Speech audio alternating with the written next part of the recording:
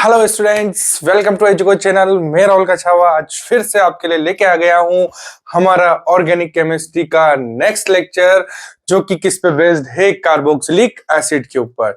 तो चलिए बच्चों, हम शुरू करते हैं ये लेक्चर। इस लेक्चर के अंदर हम क्या देखेंगे, कार्बोक्सिलिक एसिड की जो भी केमिकल प्रॉपर्टी है और इनसे रिलेटेड जो भी कार्बोक्सिलिक एसिड की एप्लीकेशंस बनती है कि सर ये एप्लीकेशन पार्ट कैसे आया। एप्लीकेशन के अंदर हम जनरली यही देखेंगे, जो प्रॉपर्टीज के अंदर देखेंगे ना, उन्हें ही हम एप्लीकेशन की फॉर्म में देखेंगे। एप्लीकेशन इन द सेंस कि जैसे किसी का एसिडिक करेक्टर है तो why it is showing more acidic character than other compound, ठीक है ना। तो ये इनके क्या हो गई एप्लीकेशंस, कि हम इन्हें अप्लाई कैसे करेंगे। ठीक है, अमीन के अंदर भी ये चीजें चलती है। हम आपने सुना होगा के बी, पी के बी, ये चीजें हम कहां पढ़ते हैं, हम इक्विलिब्रियम चैप्टर के अंदर पढ़ते हैं। ठीक है, आयनिक इक्विलिब्रियम जो हमारा लास्ट ईयर जो चैप्टर जा चुका था, ठीक है बच्चों, तो उसके अंदर ये चीजें वहां पर आती है कि equilibrium constant with respect to acid, equilibrium constant for base. ठीक है, उसमें हम प्रोडक्ट की कंसंट्रेशन और रिएक्टेंट की कंसंट्रेशन करते हैं। यहां पर वो चीजें आएगी। इस चैप्टर से रिएक्शन तो आती है, लेकिन ये चीज आपके हर कंपटीशन और हर बोर्ड एग्जाम के अंदर कहीं ना कहीं एक क्वेश्चन आपके फिट जरूर होगा कि इनकी एसिडिक स्ट्रेंथ बताइए और इनकी बेसिक स्ट्रेंथ बताइए। तो आपको बच्चों एसिडिक स्ट्रेंथ और बेसिक स्ट्रेंथ, यहां पर हम एसिड की ही देखेंगे, लेकिन हम इस तरीके से कंसेप्ट को पढ़ेंगे कि इनके अलावा भी अगर क्वेश्चन आता है तो हम उसकी भी एसिडिक स्ट्रेंथ और बेसिक स्ट्रेंथ हम निकाल सकते हैं। बेसिक स्ट्रेंथ के लिए हम अमीन चैप्टर पे चलेंगे। अमीन चैप्टर के जब केमिकल प्रॉपर्टीज के ऊपर जाएंगे तो वहां पर हम सेम कंसेप्ट, यहां हम के ए करेंगे, वहां पर के बी कर लेंगे। ठीक है बच्चों, तो कंसेप्ट वही रहेगा। तो ये सारी इसकी क्या हो जाती है, एप्लीकेशंस हो जाती है। ठीक है बच्चों, तो चलिए हम शुरू करते हैं हमारा इस आज के लेक्चर को, जिसके अंदर हम सबसे पहले हम किसकी बात करेंगे, इनकी प्रॉपर्टीज की बात करेंगे। तो प्रॉपर्टीज के अंदर वही कि यहां पर ये एसिड है, तो एसिड होगा तो जाहिर सी बात है क्लीवेज किसका होगा, cleavage of O H bond. ठीक है ना, इस बॉन्ड का क्लीवेज होगा। ठीक है, जो H प्लस आयन देते हैं वो क्या होते हैं, एसिड होते हैं। ठीक है ना, तो इन्हें हम पानी में डालते हैं, तो अगर ये H प्लस आयन देते हैं, पानी में डालने की बात कर रहा हूं, तो जाकर के वो क्या होते हैं, एसिडिक होते हैं। तो हम इनकी जरूरी नहीं है कि सारी पानी वाली रिएक्शन ही देखेंगे। ठीक है, तो हम इसकी वन बाय वन रिएक्शन देखते हैं, जो क्या शो करती है कि ये इनका OH बॉन्ड का ब्रेकडाउन यहां पर हो रहा है। तो चलिए, सबसे पहली रिएक्शन जो इसके अंदर आती है, जो इनका एसिडिक कैरेक्टर शो कराती है, आप इस RCOOH की रिएक्शन को किसके साथ देखो, एसिडिक कार्बोक्सिलिक एसिड, इस ग्रुप को हम क्या कहते हैं, COOH। ठीक है ना, ये एसिडिक ग्रुप होता है, ये हमें पता ही है। तो चलिए मैं कोई भी कंपाउंड ले लेता हूं, जैसे कि RCOOH ले लिया। इस RCOOH की रिएक्शन मैंने किसी भी मेटल के साथ करा दी, तो मुझे पता है कि अगर मैं मेटल के साथ कराऊंगा तो क्या बन जाएगा, मेरे पास कोई ना कोई एक सॉल्ट बनेगा। ठीक है, तो यहां पर जो सॉल्ट बनता है वो होता है सोडियम कार्बोक्साइलेट, RCOONA, RCOO माइनस और Na प्लस। ये चीज हमने पहले भी देखी थी, और इसके साथ एक हाइड्रोजन गैस निकलती है। पता है वहां पर H2 है तो ये भी 2 होगा, ये 2 होगा तो ये भी 2 होगा, और ये 2 होगा तो ये भी 2 हो जाएगा। तो यहां पर आपको, ये तो बैलेंसिंग थिंग है, आप बैलेंस, आप अब तो बहुत आसान हो चुका है आप बैलेंस करना किसी भी रिएक्शन को। ठीक है बच्चों, तो हमने क्या करा, RCOH की रिएक्शन सोडियम मेटल के साथ करे। सोडियम मेटल के साथ कराओगे तो RCOO माइनस और क्या बन जाएगा, RCO माइनस और RCOO माइनस Na प्लस। ठीक है ना, सोडियम कार्बोक्साइलेट आयन ये बनेगा। इसका नाम आप जरूर बच्चों याद रखना। अगर मैं यही रिएक्शन, देखो अलग अलग तरीके से चलती है ये, ठीक है, अभी 2 मिनट, फर्क आपको दिख जाएगा यहाँ पे। इसी RCOH को अगर मैं NaOH के साथ कराता हूं, तो NaOH के साथ कराने पे मुझे क्या मिल जाएगा, बनेगा यही, अब वाटर निकल जाएगा, RCOO minus Na plus plus एक वाटर का मॉलिक्यूल यहां पर निकल जाएगा। वही सोडियम कार्बोक्साइलेट निकल गया हमारे पास अगेन। ठीक है बच्चों, तो रिएक्शन अभी भी वही है, आप इसे बैलेंस कर लीजिएगा। तीसरी रिएक्शन जो कि मोस्ट इंपॉर्टेंट है, जो इसका एसिडिक कैरेक्टर बताती है। आप जब भी आपके प्रैक्टिकल एग्जाम के अंदर आपने भी करा होगा या आपने जो हमारे प्रैक्टिकल एग्जाम दिए हैं आपकी केमिस्ट्री के, वहां पर ये चीज बहुत बार पूछी है कि इस अगर हम कोई भी एसिडिक कंपाउंड को पता लगाने के लिए हम क्या करते हैं, उससे सोडा बाइकार्बोनेट डाल देते हैं। अगर एक बबल की फॉर्म में अगर कोई गैस उठ रही है तो वो गैस कौन सी होगी, CO2। तो क्या हो जाएगा, RCOOH प्लस NaHCO3। इसके साथ रिएक्शन करोगे बनेगा तो यही कंपाउंड बनेगा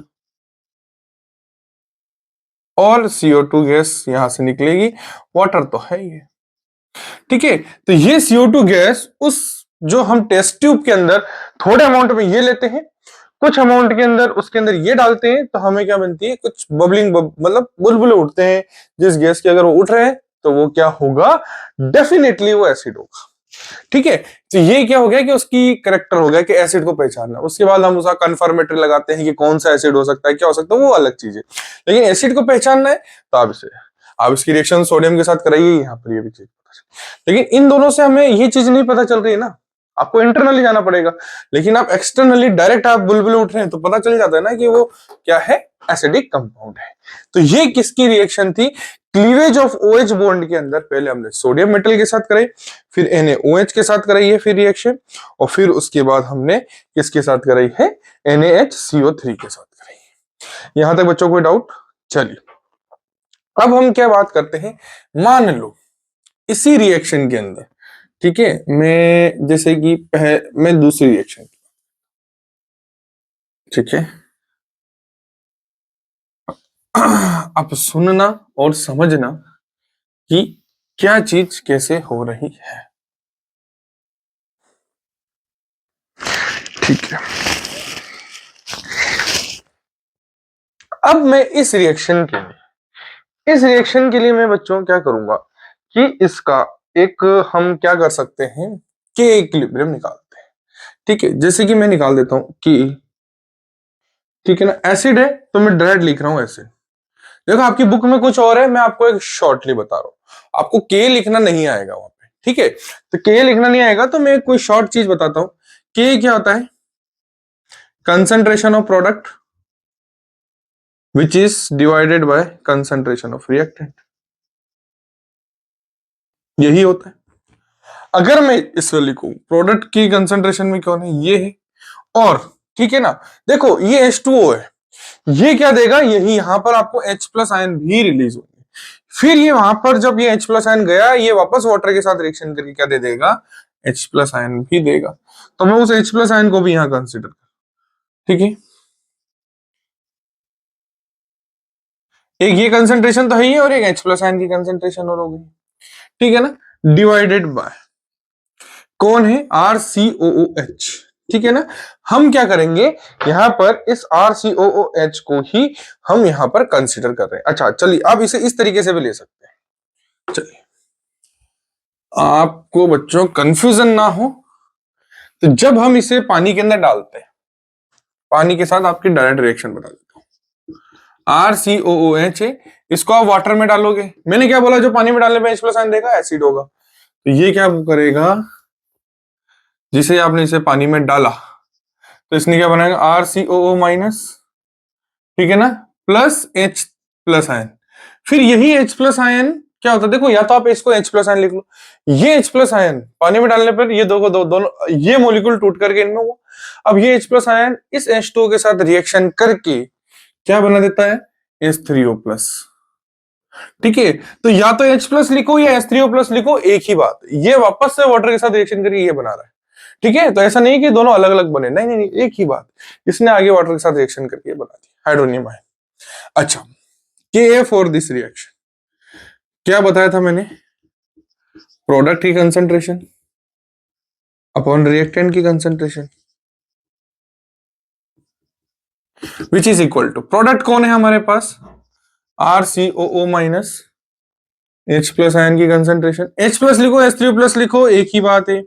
और इधर कौन है, RCOOH और वाटर। वैसे वाटर को हम नहीं लिखेंगे, क्यों नहीं लिखेंगे? बिकॉज ये लिक्विड है और लिक्विड की कंसंट्रेशन को हम यहाँ पर, कंसंट्रेशन तो तब होगी ना जब आप उसमें सॉल्यूट मिलाओगे, ठीक है ना। ये आपके पास क्या है, एक भी ये इक्वस मान लो इसको, ठीक है, ये के आ गया मान लो, ठीक है। अब आप क्या कह सकते हो, अगर मैं इसको कांस्टेंट रखूं, इसको कांस्टेंट रखूं, तो क्या के directly proportional to H plus ion concentration के नहीं हो जाएगा? कि सर बिल्कुल होगा, ठीक है ना, बिल्कुल होगा। और मुझे पता है कि जितना ज्यादा H प्लस आयन होगा उतना वो कंपाउंड एसिडिक होगा, ठीक है ना। और जितनी H प्लस आयन की कंसेंट्रेशन होती है उतना ही एसिडिक करेक्टर होता है नहीं होता है? एसिडिक नेचर लिख लो, है ना, करेक्टर नेचर एक ही बात है, उतना ही ज्यादा उसका क्या होगा, एसिडिक नेचर होगा। तो मैं इन दोनों से क्या कह सकता हूं कि जितना ज्यादा अगर वो के है, जितना ज्यादा के होगा उतना ही ज्यादा उसका एसिडिक नेचर होगा या नहीं होगा? एसिडिक नेचर होगा। कि सर बिल्कुल होगा, बिल्कुल होगा। और मैं ये बात भी जानता हूं कि अगर मैं इसका माइनस लॉग कर दूं, एक वैल्यू और होती पीके, पीके क्या होता है, माइनस लॉग बेस 10 के, ये चीज भी हम जानते हैं। तो मैं क्या कह सकता हूं, के जो होता है इनवर्सली प्रोपोर्शनल टू पीके होगा, यहां से देखोगे तो मैं क्या कह सकता हूं, अगर के डायरेक्टली प्रोपोर्शनल है एसिडिक नेचर के, तो pK a inversely proportional to acidic nature होगा या नहीं होगा?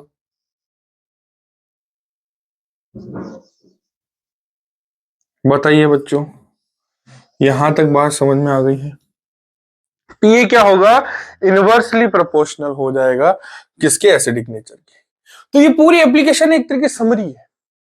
इस समरी को हम कैसे समझेंगे, RCOH ने इसके साथ रिएक्शन कर ये बनाया, के डायरेक्टली प्रोपोर्शनल, यहां देख सकते हो के जिसका नंबर कब बढ़ेगा, जब ये प्रोडक्ट बढ़ेगा। ये कब बढ़ेगा, जब H प्लस आयन ज्यादा निकलेंगे, H प्लस आयन ज्यादा निकलेंगे तो एसिडिक हो गया, ठीक है। H प्लस आयन ज्यादा निकले तो एसिडिक हो गया, और H प्लस आयन ज्यादा निकले तो इसका भी नंबर बढ़ा, तो इसका मतलब कि इसका नंबर बढ़ेगा तो एसिडिक नेचर बढ़ेगा, बिल्कुल बढ़ेगा, और पीके बढ़ेगा तो एसिडिक नेचर कम होगा। यह बात समझ में आ गई बच्चों। तो ये था हमारा के और पीके की वैल्यू के बेसिस पे आपको, तो के की वैल्यू ज्यादा है तो एसिडिक नेचर क्या होगा, ज्यादा होगा। पीके की वैल्यू ज्यादा है तो एसिडिक नेचर क्या हो जाएगा, कम हो जाएगा। तो अगर आपको के की वैल्यू दे देते तो आप उससे एसिडिक कैरेक्टर निकाल सकते हो, पीके की वैल्यू दे देते तो भी आप उससे एसिडिक कैरेक्टर निकाल सकते हो। तो इस चीज का ध्यान रखना, ठीक है बच्चों। अब हम देखते हैं कि एसिडिक नेचर को हम पता कैसे करें, ठीक है ना। अगर आपको पीके और के नहीं दे रखा है तो उस केस में एसिडिक नेचर को कैसे पता करेंगे, तो आ जाइए।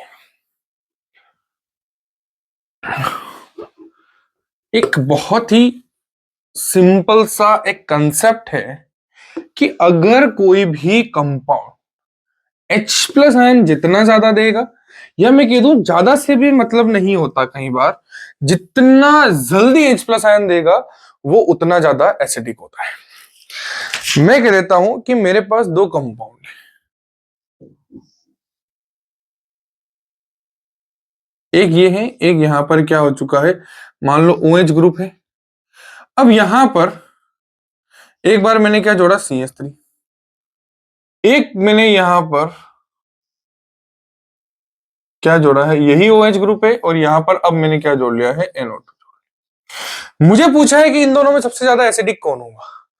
तो देखो, जनरली हम क्या बात करते हैं कि इसके अंदर, ठीक है ना, अगर मैं बात करूं,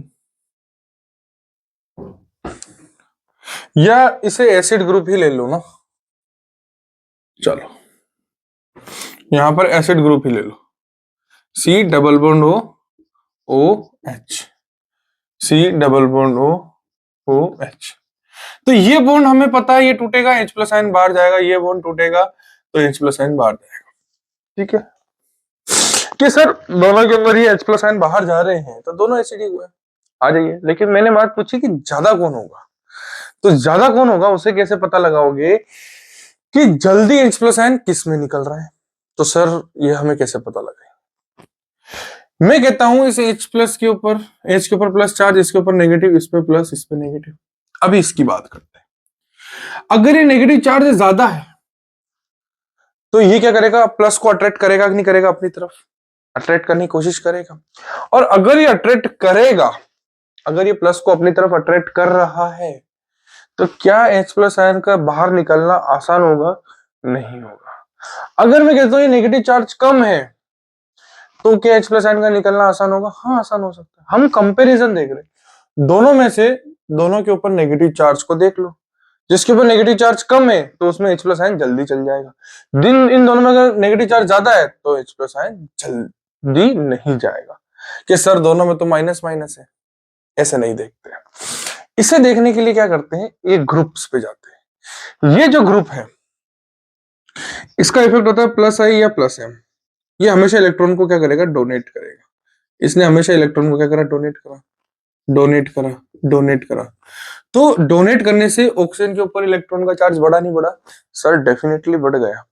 और जैसे ही उसके ऊपर इलेक्ट्रॉन का चार्ज, नेगेटिव चार्ज बढ़ा, तो क्या उसने H प्लस आयन को जाने दिया? नहीं जाने दिया। आ जाओ यहां पर क्या हो रहा है, ये तो माइनस एम ग्रुप है और माइनस आई है। तो हम क्या देखेंगे, ये तो इलेक्ट्रॉन ले लेता है, तो ये तो ऑक्सीजन से और इलेक्ट्रॉन को खींच लेगा, तो ऑक्सीजन पे तो नेगेटिव चार्ज ही हट गया, ठीक है, इफेक्ट ही उसका हट गया, तो H प्लस आयन जल्दी बाहर चल जाएगा। तो इस कैटेगरी में ये ज्यादा एसिडिक। तो मैं एक ही बात बोलूंगा, हमारे पास बहुत एप्लीकेशन से बहुत कंसेप्ट है, लेकिन टाइम इशू है, ठीक है, कि जहां पर माइनस एम या माइनस आई ग्रुप आ रहे हैं वो ज्यादा एसिडिक होता है। कहीं पर भी देख लो अटैच है, और जितना ज्यादा प्लस एम या प्लस आई इफेक्ट होगा, उतना ज्यादा वो क्या होगा, बेसिक नेचर का होगा। इस चीज को आप गिठान मान दो। यहाँ पे जितना ज्यादा माइनस एम माइनस आई ग्रुप दिख रहा है किसी भी कंपाउंड के अंदर, वो ज्यादा एसिडिक होगा। और जितना कम आपको minus M plus M, minus I या प्लस एम और प्लस आई जितना ज्यादा दिख रहा है, वो उतना बेसिक। तो इस तरीके से आप एसिडिक और बेसिक कैरेक्टर भी पता कर सकते हो। तो ये इनकी केमिकल प्रॉपर्टी की कुछ एप्लीकेशंस हैं, जिन्हें हम इस तरीके से डिफाइन कर सकते हैं। चलिए, तो अब हम चलते हैं हमारी नेक्स्ट रिएक्शन। तो हमने पीके और के बेसिस पे भी हमने निकालना सीख लिया कि इनके बेसिस पे हम रिएक्शन को कैसे पता लगाएंगे कि ये एसिडिक है या बेसिक है, कोई भी ऑर्गेनिक कंपाउंड का। अगर वो नहीं दे रखा है तो प्लस एम और प्लस आई या माइनस एम माइनस आई ग्रुप के बेसिस पे, मतलब एम और आई इफेक्ट को देख करके भी आप पता लगा सकते हो कंपाउंड कैसा है। उसमें आपको पूछ लेगा कि बताओ किसके अंदर के की वैल्यू ज्यादा, तो आप प्लस एम और प्लस आई या minus M minus I effect को देखो कि ये एसिडिक है तो के ज्यादा। ठीक है बच्चों, चलिए अब चलते हैं हमारी नेक्स्ट रिएक्शन पे। तो बच्चों ये थी हमारी OH बॉन्ड के ब्रेकडाउन को लेके बात। अब हम बात करते हैं COH बॉन्ड की ब्रेकडाउन की बात। क्लीवेज ऑफ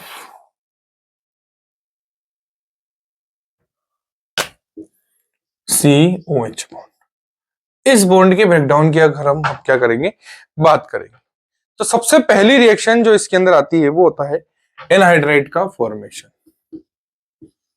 एनहाइड्राइड, ठीक है। एनहाइड्राइड क्या होता है, चलिए बना करके देख लेंगे। मैं कह देता हूं कि मैंने इस तरीके से कुछ कंपाउंड लिया, CH3 C double bond OH। होता है, बिल्कुल होता है सर। सेम कंपाउंड एक और ले लो, CH3 C double bond OH। क्या ऐसा कोई कंपाउंड होता है कि यस, डेफिनेटली ऐसे कंपाउंड हमारे पास होते हैं। अब अगर मैं इसे हीट कर दूं, या मैं कह देता हूं H प्लस आयन की वजह में हीट कर दो, या मैं P2O5 लेकर के इसे हीट कर देता हूं, ठीक है ना। ध्यान रखना P2O5 H2O को निकाल देगा। तो मैं क्या करूंगा, ये H2O निकल गया मान लो, क्या बनेगा, मैं यहां बना रहा हूं आगे। CH3 ऐसा कैसा था, C डबल बॉन्ड O, इसके बाद अब ये तो हट गया, ये हट गया, ये बच्चा O, तो ये O किस तरीके से होगा, यहां हो गया, ये C double bond O CH3। तो ये क्या हो गया, देखो CH3 COO CO CH3। तो ये जो बॉन्ड है, ये जो कंपाउंड है, ये एनहाइड्राइड है। इसे आप इस तरीके से भी तो लिख सकते हो, CH3 C double bond O C double bond O CH3। एक ही तो बात है। चाहे इसे ऐसे लिखो चाहे ऐसे लिखो, बात क्या होगी, सेम होगी कि एनहाइड्राइड का फॉर्मेशन यहाँ पर कैसे हो रहा है। या आपने क्या ले लिया, इथेनॉइक एसिड ले लिया, ठीक है ना, एसिडिक एसिड। तो CH3COOH वापस से वही CH3, जरूरी नहीं है दोनों, आपको एक ही दे रहा है तो आपको दो कर लेने उसे, और दो दे रहे हैं तो उन दोनों की आपस में करा दो। हो सकता है CH3CH2COOH दे देवे और यहाँ पर यही दे देवे, तो वो आपको तो यहां से मतलब होना चाहिए ग्रुप से, आगे पीछे आर ग्रुप एल्काइल ग्रुप क्या है उससे आपको मैटर नहीं करना है, ठीक है। चलिए अब हम करते हैं हमारी नेक्स्ट रिएक्शन की तरफ बढ़ते हैं। नेक्स्ट रिएक्शन हमने एक बार देख ली है, एक बार फिर हम उसे देखेंगे। P2O5 का इस रिएक्शन में बड़ा ध्यान रखना, कई बार पूछ सकता है, बच्चे कंफ्यूज होता है P2O5 में करना क्या है, ठीक है ना। चलो अब आता है एक और रिएक्शन जो हमने ऑलरेडी कर ली थी, एस्टरिफिकेशन।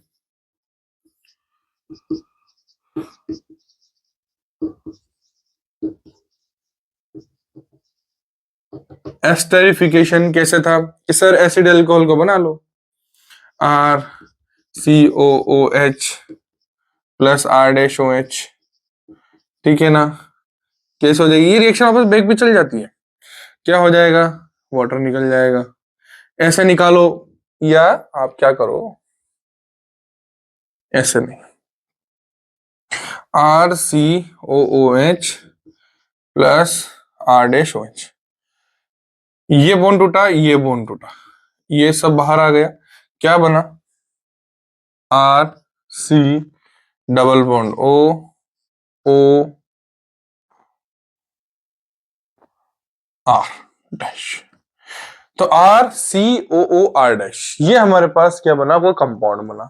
ले लो एक कोई कंपाउंड ले लो, CH3COOH प्लस OHC2H5, क्या बन जाएगी इससे रिएक्शन, ये निकल गया, CH3COOC2H5।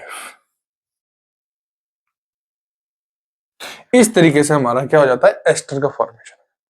तो ये एस्टरिफिकेशन की रिएक्शन।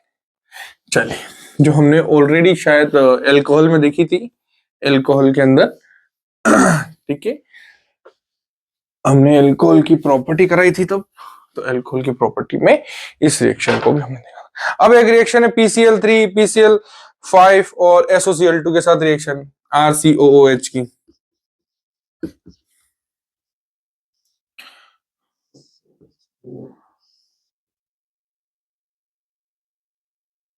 PCl5 भी आएगा, ठीक है, PCl3 भी हो गया, और एक होता है SOCl2।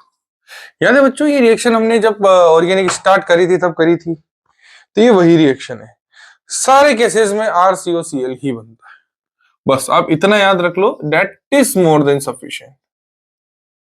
यहां पर भी RCOCl, ठीक है। जनरली वो आपसे नहीं पूछेगा, लेकिन अगर पूछ लेता है कि साइड प्रोडक्ट क्या बनता है, तो पहले वाले में तो क्या बन जाएगा, POCl3 बन जाएगा, हमने करा ही था, कैसे करा था ये पता है, यहाँ पर P, फिर 3Cl रखे थे, फिर एक Cl, एक H इधर रखा था Cl, तो उस हिसाब से हमने ये PCl5 रखा था, ठीक है ना। उस हिसाब से हमको क्या बने, RCOCl अलग निकल गया, ठीक है ना, देखो ऐसे PCl एक Cl यहाँ चल गया, एक Cl यहाँ चल गया, तो ये पूरा पोर्शन अलग हो गया, देखो POCl3, इधर ये HCl अलग, ये POCl3 अलग, और RCOCl अलग हो गया, ठीक है। तो इस तरीके से आपको ये रिएक्शन प्रोसीड हुई है। सेकेंड रिएक्शन PCl3 वाली है, उसके अंदर भी हमने जैसे वहां निकाला था H3PO3, यहाँ पे निकाल देना, बैलेंस कर देना बस, और नथिंग। और लास्ट वाली तो और भी आसान, इसके अंदर तो सिंपल सा HCl निकल जाता है, ठीक है। कोई डाउट बच्चों, अच्छा ओके, SO2, SO भी है ना, SO2 भी निकल जाए, ठीक है। तो ये तीन रिएक्शन है हमारे पास, PCl5 के साथ, PCl3 के साथ, और SOCl2 के साथ, सबके अंदर बनने वाली चीज ऑलमोस्ट क्या है हमारे पास, कॉमन है। चलिए नेक्स्ट रिएक्शन, हम कुछ अमीन के ऊपर चले, हमने हेलोजन भी देखा, एल्कोहल भी देख लिया, ठीक है। अब हम चलते हैं अमीन के ऊपर, फिर रिडक्शन के अंदर हम एल्डिहाइड कीटोन की वहां पर भी हम बात करेंगे। तो अमीन की रिएक्शन कैसे होती है कि जैसे मैं कह देता हूं कि जैसे कोई भी CH3COOH ग्रुप, इसकी रिएक्शन अमीन के साथ हो रही है, ठीक है, क्या बन जाएगा? देखो ये कौन है? एसिडिक एसिड, ये कौन है? अमीन। तो ये रिएक्शन क्या हो जाती है जनरली, वापस रिवर्स भी आ जाती है। तो क्या बन जाएगा? CH3COO माइनस और NH4 प्लस बन गया। इसके बाद H2O निकल जाएगा, H2 और O निकल गया, तो क्या बचा? CH3CONH2। ये हमारे पास बन के तैयार हुआ, ठीक है। तो ये कौन सा ग्रुप हुआ? अमाइड ग्रुप हुआ। CH3COH ने इसके साथ रिएक्शन करी, अमोनियम एसीटेट, इसे ध्यान रखना, सॉरी ये अमोनिया अमोनिया इसे मिलकर के अमोनियम एसीटेट बना, वाटर निकल गया। हीट करेंगे हम, ध्यान रखना, हीट करते हैं तो वाटर की वेपर निकल जाती है और CH3CONH2 का फॉर्मेशन यहाँ पर हो जाता है। सेम रिएक्शन आप किसी भी एक रिंग के अंदर भी कर सकते हो, जैसे कि COOH है, इसकी रिएक्शन मैंने करा दी अमोनिया के साथ, ठीक है। तो सबसे पहले क्या बन जाएगा?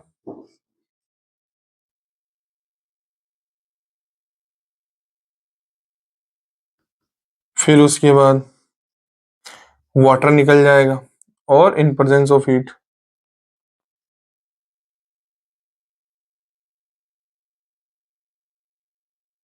ये कंपाउंड बन गया, ठीक है बच्चों। तो इस तरीके से इसे हम क्या कहते हैं? बेंजामाइट, और ये क्या हो जाता है? अमोनियम बेंजोइट, ठीक है। तो ये क्या बन चुका है? बेंजामाइट। तो इस तरीके से रिएक्शन होती है। कहीं बार आपको ये डबल भी ले सकता है, तो आप डबल कर लो कि सर डबल समझ में नहीं आया। तो डबल का मतलब इस तरीके से है कि वो यहां भी COOH ले रहा है और यहां भी COOH। तो इस केस में क्या हो जाएगा? देख लीजिए आगे। तो दोनों तरफ वो जुड़ जाएगा, इसे भी हटाइए। शायद तुम्हारे एनसीईआरटी में गिवन है ये रिएक्शन, चेक करना। COO माइनस NH4 प्लस, ठीक है, COO माइनस NH4 प्लस, ठीक है। फिर वापस से क्या हो जाएगा? वही H2O का रिमूवल हो जाएगा, ठीक है ना। क्या बन जाएगा उसके बाद? COO CONH2, CONH2 यहां बन गया और CONH2 यहां बन गया, ठीक है। अब यहां पर भी बच्चों एक बहुत ही अच्छी बात होगी, अमोनिया निकल जाएगा, ठीक है ना। अमोनिया यहां से किस तरीके से निकलेगा? अमोनिया निकल जाएगा तो हमारे पास बनेगा क्या सर?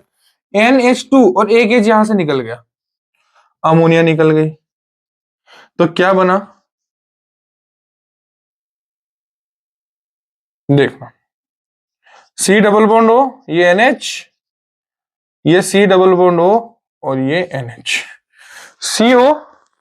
देखो ये NH2 और एक H निकल गया, तो क्या बचा? ये CO और ये CO, ये रहा CO ग्रुप, और ये N ये रहा, और उसका एक H ये रहा, ये तो पूरा निकल गया। तो ये हमारे पास क्या बन गया? एक और यहाँ पर थैलामाइड, इसे हम क्या कहते हैं? थैलामाइड कहते हैं, जो आगे जाकर के हम अमीन के अंदर इस रिएक्शन को जरूर से देखेंगे। चलो बच्चों, तो अमीन के साथ बच्चों रिएक्शन समझ में आई। कोई ज्यादा हार्ड रिएक्शन नहीं है, बहुत ही आसान रिएक्शन है, यहां पर आपको दिक्कत लेने की जरूरत तो नहीं है, ठीक है। आप चाहें तो डायरेक्ट CONH2 ग्रुप भी बनाकर लिख सकते हैं, बट एक इंप्रेशन के लिए आप पहले एक सॉल्ट बनाओ अमोनिया का, ठीक है ना, एसिड के साथ, ठीक है। उसके बाद फिर आप लिखिए कि मैंने उसे हीट करा, हीट करने पे H2O गैस निकली, ठीक है, वेपर की फॉर्म में, और उससे क्या बना? हमारा अमाइड ग्रुप यहां पर बनकर तैयार हुआ। अब हम कुछ रिएक्शंस देखेंगे जिसके अंदर COOH ग्रुप का इन्वॉल्वमेंट होता है। तो पहली reaction, the most common one, reduction. Reduction को हमने पहले भी कई बार देखा हुआ है, मैंने आपको टेबल बताई थी कि एसिड का जब रिडक्शन होगा तो या तो एल्डिहाइड कीटोन बनेगा, और ज्यादा रिडक्शन करा दोगे आप तो बहुत ज्यादा क्या बन जाएगा, पीछे प्रोडक्ट चल जाएगा एल्कोहल की तरफ। और ज्यादा करा दोगे तो और ज्यादा करा गए तो क्या बनेगा, हमारा नेक्स्ट प्रोडक्ट कौन सा होता है, हाइड्रोकार्बन होता है। तो यहां हम रिडक्शन के अंदर किसका यूज करते हैं देखो,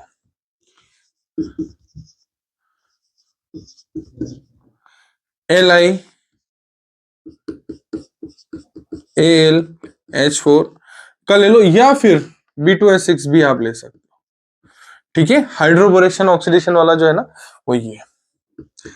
और नहीं ले रहा हूं इसके साथ, ऐसा नहीं कि सर वो ऑक्सीडेशन में लिया और यहाँ रिडक्शन नहीं, और इसके साथ वाटर लिया। तो ये क्या करता है, थोड़ा स्ट्रांग है। अगर आप निकिल को H2 के साथ ले लोगे तो वो एल्डिहाइड कीटोन बना देगा। तो अब यहां पर क्या बन जाएगा, RCH2OH बन जाएगा, RCH2OH ग्रुप का फॉर्मेशन हो जाएगा। एक सिंपल सी रिडक्शन रिएक्शन है। ठीक है, यहां पर आपको डाउट नहीं होना चाहिए, मुझे नहीं लगता कि दिक्कत है। उसके बाद जो दूसरी रिएक्शन आती है हमारे पास, डीकार्बोक्सिलेशन।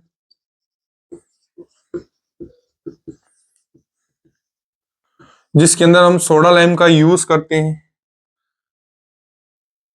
सोडा लाइम क्या होता है, NaOH प्लस CaO का समूह, ग्रुप को ही हम क्या कहते हैं, सोडा लाइम कहते हैं। मान लो डीकार्बोक्सिलेशन कराना है, मैंने क्या कर दिया, RCOO माइनस Na प्लस, इसकी रिएक्शन मैंने करा दी इसी के साथ, NaOH और CaO। याद करो वो दिन हम जब 11th के अंदर पढ़ते थे, ऑर्गेनिक के अंदर डीकार्बोक्सिलेशन रिएक्शन, ठीक है, कोलबेज इलेक्ट्रोलाइसिस, वहां है कोलबे रिएक्शन, कोलबे इलेक्ट्रोलाइसिस। ठीक है, तो यहां पर वही रिएक्शन है। तो यहां क्या हो जाएगा बताओ, Na2CO3 निकल जाएगा, हाइड्रोकार्बन में एल्केन के अंदर आई थी, Na2CO3 निकल गया। क्या बचा, अब ये R बचा और ये H बचा। तो ये R और ये H बना और हमारे पास क्या बन गया, Na2CO3 बच गया। ठीक है, तो ये क्या बना हमारे पास, एक हाइड्रोकार्बन का फॉर्मेशन। चलिए अब हम चलते हैं, ये सारी COH ग्रुप को जो रिएक्शन आती है ये वो वाली रिएक्शन है। नेक्स्ट रिएक्शन की तरफ हम बढ़ते हैं। नेक्स्ट रिएक्शन हमारी जो होगी, ठीक है ना, बहुत ही फेमस रिएक्शन है HVZ रिडक्शन। HVZ रिएक्शन लिख देते हैं, रिडक्शन है, रिएक्शन है ना। इसे आप बच्चों सिंपल सा याद करना है इसे आपको। इसमें क्या होगा, हम वही RCH2COOH ग्रुप को ले रहे हैं इन प्रेजेंस ऑफ कोई भी कंपाउंड ले लो, X2 और रेड फास्फोरस की प्रेजेंस। रेड फास्फोरस से हमने पहले भी एक बार रिएक्शन कराई, तो X2 in presence of red phosphorus आपने कराया है, और ये तो आपको पहले लेना, फिर उसके बाद वाटर तो लेंगे ही लेंगे। तो यहां पर क्या होगा, आपको एसिड ग्रुप के साथ कुछ छेड़छाड़ नहीं करनी है। आपको यहां पर X को चुपचाप RCH, यहां पर X जोड़ दो, COOH को यहां पर जोड़ दो, ये रिएक्शन हमारी संपन्न हुई। समझ में आ गई बच्चों, RCH2COH है, इस तरीके से बन गया। X सर यहाँ X क्या है, ये Cl ले लो या Br ले लो, एक ही बात है। ठीक है, यहां तक कोई डाउट बच्चों। चलिए फिर चलते हैं हमारी नेक्स्ट रिएक्शन की तरफ, उससे भी आसान और उससे भी बढ़िया रिएक्शन। सर कौन सी होगी, तो आ जाइए देखते हैं। एक मोस्ट फेमस रिएक्शन जो बार बार आपको परेशान करेगी, रिंग सब्स्टिट्यूशन। याद आया, इलेक्ट्रोफिलिक सब्स्टिट्यूशन रिएक्शन। ये मैंने क्या ले लिया है, एक बेंजोइक एसिड ले लिया, एक बार और ले लो, लेने के अंदर कोई दिक्कत नहीं। इसकी रिएक्शन एक बार मैं कंसंट्रेटेड HNO3 कंसंट्रेटेड H2SO4 के साथ करा रहा हूं, और फिर जो दूसरी रिएक्शन है वो Br2 और FeBr3 की प्रेजेंस में करा दो।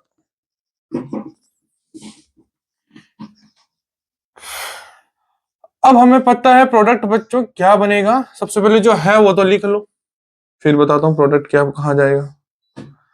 अभी तक हमारे सारे चैप्टर के अंदर प्रोडक्ट ऑर्थो मेटा पे जा रहा था, क्योंकि ऊपर जुड़ने वाला ग्रुप +M था या +I था। ठीक है, यहां पर -M है, तो यहां प्रोडक्ट कहां बनेगा, मेटा पोजीशन में। NO2 और यहाँ पर Br जुड़ जाएगा। ठीक है, तो ये बच्चों आपकी सारी रिएक्शंस क्या हुई है, कंप्लीट हुई। तो सबसे पहले हमने शुरुआत किसके साथ करी थी, उसके एसिडिक कैरेक्टर OH का क्लीवेज देखा था। ठीक है ना, सोडियम के साथ कराई हमने, H2 गैस निकली। सोडियम हाइड्रोक्साइड के साथ कराई आपने, H2O निकला। सोडा बाइकार्बोनेट के साथ कराई तो H2 के साथ CO2 भी निकल गई। ठीक है, तो उस तरीके से फिर हमने K के बारे में देखा, K और pK क्या होता है। फिर हमने क्या देखा, एसिडिक कैरेक्टर, जितना प्लस इफेक्ट ज्यादा है, चाहे वो M हो और I हो, बेसिक होगा, और जितना माइनस इफेक्ट ज्यादा है, चाहे वो M हो I हो, वो एसिडिक होगा। फिर हमने उसके बाद कुछ एस्टरिफिकेशन रिएक्शंस के ऊपर भी गए। ठीक है ना, हमने रिडक्शन भी देखा, हमने HEZ रिएक्शन भी देखी है। ठीक है, हमने अमीन के साथ भी देखा, अमाइड का रिएक्शन फॉर्मेशन करा है। तो ये सारी रिएक्शन बच्चों हमने कंप्लीट कर ली है। इसी के साथ आपका कार्बोक्सिलिक एसिड भी खत्म होता है। तो बच्चों इसके क्वेश्चंस को ट्राई करो, आपको कुछ नहीं करना, कंपाउंड ले लेने हैं R की जगह, जहां हमने करे वहां पर कुछ भी एल्काइल ग्रुप को रखो, रिएक्शन कंप्लीट है। सिर्फ छेड़छाड़ कहाँ करनी, COOH ग्रुप में एक्सेप्ट HEZ रिएक्शन। ठीक है बच्चों, तो जहां आपको डाउट लगता है, कुछ भी लगता है, हमारे कमेंट सेक्शन में कमेंट कीजिए, हम आपके डाउट को जवाब जरूर देंगे, आपको रिप्लाई जरूर देंगे। हमारे इस मास्टर क्लास का आज कार्बोक्सिलिक एसिड कंप्लीट हुआ, नेक्स्ट जो लेक्चर होगा वो अमीन पे होगा। तो हमारे एजुको चैनल के साथ जुड़े रहिए, और इस एजुको एजुकेशन, ठीक है, जो आपको एक बेहतरीन एजुकेशन प्रोवाइड करा रही है, जहां हम हमारा रिवीजन कंप्लीट कर रहे हैं, इसे जरूर से जरूर लाइक करें, शेयर करें और सब्सक्राइब करें। जितने ज्यादा लाइक शेयर सब्सक्राइब, जितने हमारे साथ बच्चे जुड़ेंगे, हम उतना ही ज्यादा हम धीरे धीरे लाइव स्ट्रीम पे भी जाएंगे। तो जो भी डाउट्स होंगे ना, हम direct face to face solve करेंगे। ठीक है बच्चों, थैंक यू।